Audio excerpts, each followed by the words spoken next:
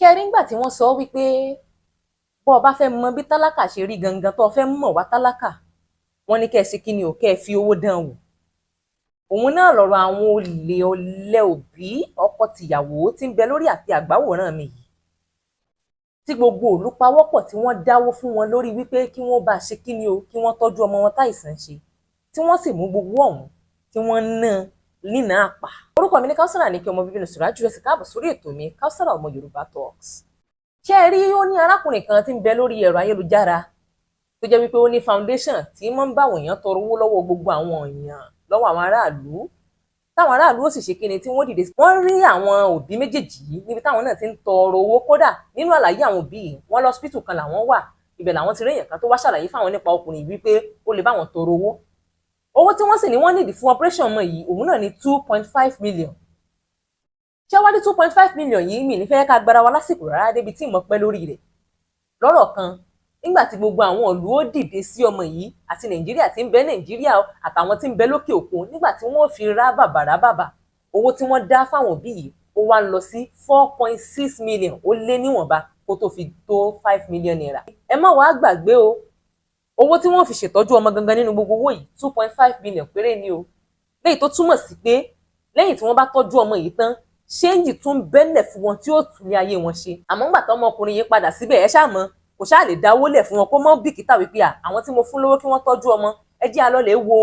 bó ṣe ń lọ bó lára ọmọ ibo lẹ ti bá dé torí owó tó bá ti jẹ́ owó gbogbo ìlú there must be a form of transparency ó ṣàlàyé fún gbogbo àwọn ìlú wípé owó tẹ́ ẹ dá sí mi lọ́wọ́ o báyìí kàṣà báyìí káwòdì bẹ́ẹ̀ la ṣe ṣe which is something right that must be done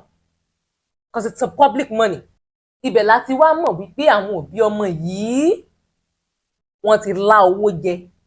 bẹ́ẹ̀ sì tọwọ́ bọ̀ yẹn kí lẹ fi owó yẹn ṣe. so nínú gbogbo 4 million tẹ ní pé ẹ ń rí yẹn so gbogbo ẹ ló ti wá tán sìn. bẹ́ẹ̀ sà. gbogbo ẹ ti tán kò sí ilé tó kù mọ́. nígbà wọn wá bí wọn pé báwo lẹ ṣe ṣòwò ibẹ̀ láti wá mọ̀ wípé gbogbo owó tí gbogbo aráàlú dá kí wọ́n lè bá fi tọ́jú ọmọ wọn kí wọ́n tún tọ́jú ara tiwọn náà. ìṣe ni bàbá yìí lọ lè fi ra jẹnẹrétọ̀ sí ṣọ́ọ̀ṣì ó fi ra spíkà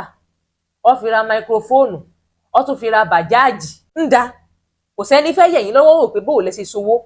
gbogbo oyún tẹ́ ẹ lè rà yìí tẹ́ ẹ kó kalẹ̀ yìí 2 point kìíní kan tó bá kù ńlẹ̀ lẹ́yìn tẹ́ ẹ bá yọ 2.5 owó ọmọ ó ṣe tó yín fi ra nǹkan tó bá wùn yín ń da 2.5 gangan tí ẹ fi tọ́jú ọmọ yìí gangan ó yá ẹ kóyún síta ká sì bẹ̀rẹ̀ tọ́jú fọ́mọ yìí nígbà tí wọ́n wà káàntì wọn ẹ̀yìn èèyàn mi tí wọ́n lọ lè gba statement of account bàbá àtìyàwó ní UBA tí wọ́n láwọn ń lò táwọn èèyàn dáwó sí àkáǹtì bàbá ti wọ zero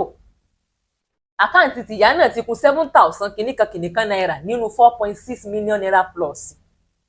tí wọ́n ní ẹ fi tọ́jú ọmọ. ibẹ̀ ni mo ti wá bẹ̀rẹ̀ sí ní fura wípé ó ṣeé ṣe kó jẹ́ pé àwọn ẹni yìí wọ́n ti ń retí wípé kò sí ohun táwọn ó ṣe ọmọ yìí ó kú àmọ́ kó tó wá kú àwọn ò fọmọ yìí ṣe business venture torí ó ti pẹ́ tí wọ́n ti ń fọmọ yìí gbowó bọ̀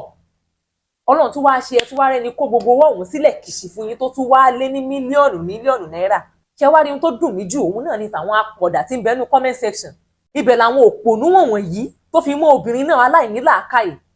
ni wọ́n ń sọ wípé ọṣà ti ṣoore tó ṣe fún òsì fún àwọn fámìlì yìí lè làbùrọ̀ gbé wọn lọ police station are you people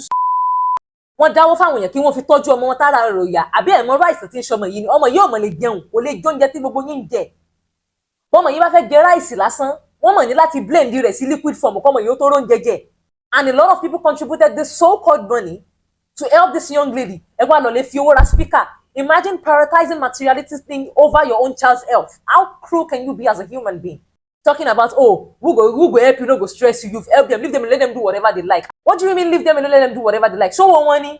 The only time téèyàn ò lè question èèyàn pé bó ló ṣe náwó òun ni tó bá jówó rẹ̀ àmọ́ tó bá ti jẹ́ pé wọ́n ti gbogbo ayé dá sí ọ lọ́wọ́ ni you must account for it. It's a public fund. lọ́rọ̀ kan wọ́n ti ń bẹ́ police station ìhun tèmi ó sì gbàdúrà kí wọ́n fún wọn ní gàárì mu dáadáa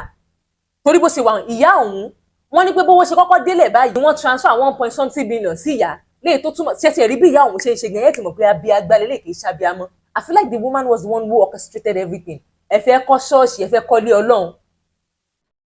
àmọ́ àágùn àìsàn àìnígbádùn ọmọ yín lẹ fẹ́ fi kọ́lé Ọlọ́run kí wọ́n tẹ̀ wọ́n ní dáadáa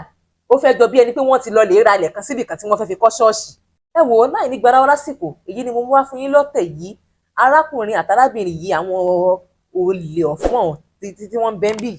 wọ́n ti ń bẹ nínú police station. Mo sì mọ̀ wípé tí wọ́n bá tẹ̀ wọ́n ní dáadáa, nǹkan tí wọ́n fowó ọ̀hún ṣe gangan tí ò fojú hàn, wọ́n ò padà sọ.